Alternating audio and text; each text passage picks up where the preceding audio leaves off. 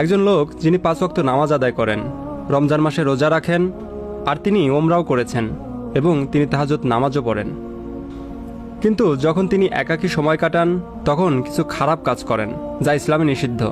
আর এর পরেই তিনি তার ভুল বুঝতে পারেন এবং আল্লাহর কাছে কান্নাকাটি করে ক্ষমা প্রার্থনা করেন। এরপর 3-4 দিন তিনি সেই খারাপ কাজগুলো করেন না, বরং ভালো কাজ করেন।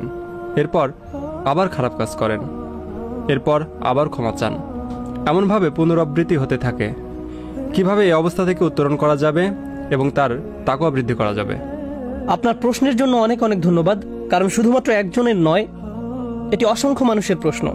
অনেক ধন্যবাদ আপনাকে, খুবই বিচক্ষণতাপূর্ণ প্রশ্ন, মাশাআল্লাহ। আমি এই ব্যাপারটিতে বলার চেষ্টা করছি এবং এই ব্যাপারটি নিয়ে আমি অনেক অনেক বক্তব্য দিয়েছি।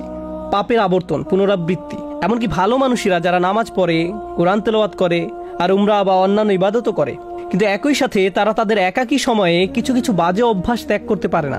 এই সমস্যার 2টি অংশ আছে, একটি হলো আধ্যাত্মিক আর একটি মানসিক। আমাদেরকে উভয় দিকেই নজর দিতে হবে। আমি মানসিক দিকটি নিয়ে শুরু করতে চাই, কারণ বেশিরভাগ সময়ই যখন এই ধরনের আলোচনা হয় তখন আমরা মানসিক দিকটিকে গুরুত্ব দেই না, শুধুমাত্র আধ্যাত্মিক বিষয়ে কথা বলি। এই কারণে আমি মানসিক দিকটি নিয়ে কিছু কথা বলতে চাই।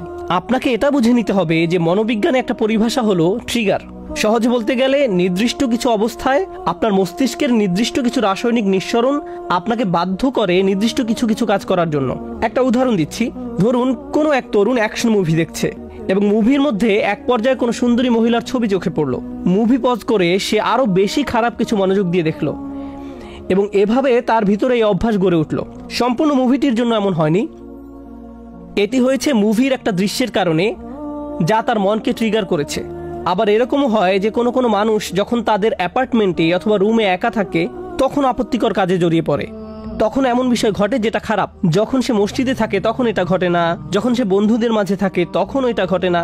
এ ব্যাপারে প্রথম উপদেশ হলো, আপনাকে প্রথমে এটা শনাক্ত করতে হবে যে একাকী থাকার কোন সময়টিতে আপনি পাপ কাজে জড়িয়ে পড়েন, আপনি কোথায় থাকাকালীন এটা ঘটে, কোন নির্দিষ্ট সময় এটা ঘটে। আর আপনি যদি এই সমস্যা ঘটার স্থান, সময় এবং পরিস্থিতিগুলোকে শনাক্ত করতে পারেন তখন আপনাকে এই পরিস্থিতিগুলোকে পরিবর্তন করার চেষ্টা করতে হবে। আপনি একজন যুবক, ইন্টারনেটে যেসব খারাপ জিনিস পাওয়া যায় তা নিয়ে যদি আপনার সমস্যা থাকে, অর্থাৎ আপনি যদি ওই সকল বাজে জিনিস দেখার অভ্যাসে থাকেন, তাহলে আপনার ল্যাপটপ, মোবাইল রান্নাঘরে রাখুন, যাতে আশেপাশে আপনার মা, আপনার বাবা সবসময় চলাচল করেন। এগুলো আপনার রুমে রাখবেন না। আর অভিভাবকদেরকে বলছি, ঘরের মধ্যে এই জিনিসগুলোকে দৃশ্যমান স্থানে রাখুন, এগুলো আমাদের সন্তানদেরকে ধ্বংস করে দিচ্ছে। এখন আসুন এই সমস্যার আধ্যাত্মিক দিকটি আলোচনা করি।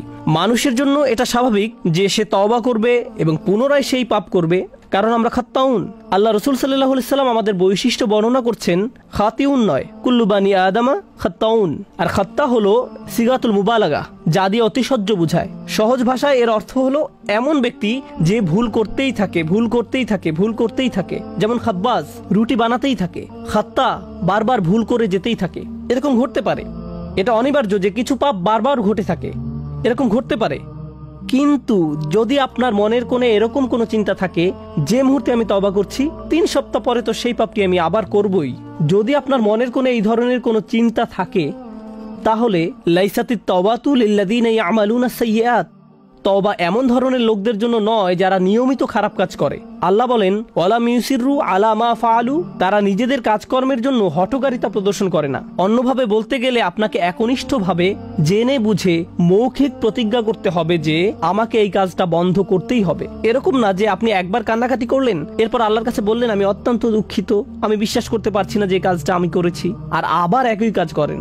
আপনাকে উপায় বের করতে হবে যে কিভাবে এর থেকে পরিপূর্ণভাবে মুক্তি পাওয়া যায়। নিজের সাথে ঐকান্তিক প্রতিজ্ঞা। আর আপনি যদি নিজে নিজে এটা করতে না পারেন, বন্ধু বান্ধবের সাহায্য নিন, এমন মানুষদের সাহায্য নিন যাদেরকে আপনি বিশ্বাস করেন। আমি জানি কখনো কখনো এটা বিব্রতকর, কিন্তু আমাদের সবারই মাঝে মাঝে পরামর্শ বা সাহায্যের প্রয়োজন হয়। আপনি যখন বুঝতে পারেন যে এরকম ঘটছে বছরের পর বছর আর আপনি এটা ত্যাগও করতে পারছেন না, এটাই সঠিক সময় কারো কাছে সাহায্য চাওয়ার। এ কারণেই বর্তমান সময়ে উম্মার জন্য মানসিক এবং আধ্যাত্মিক কাউন্সিলিং অত্যন্ত প্রয়োজন, এবং এত বেশি সংখ্যক পারিবারিক কাউন্সিলিং প্রয়োজন যে এটাকে বলা যায় উম্মার জন্য অত্যাবশ্যকীয় বিষয়গুলোর একটি, কারণ এটা মানুষের কাছে শান্তি পৌঁছে দেওয়ার একটা মাধ্যম হতে পারে।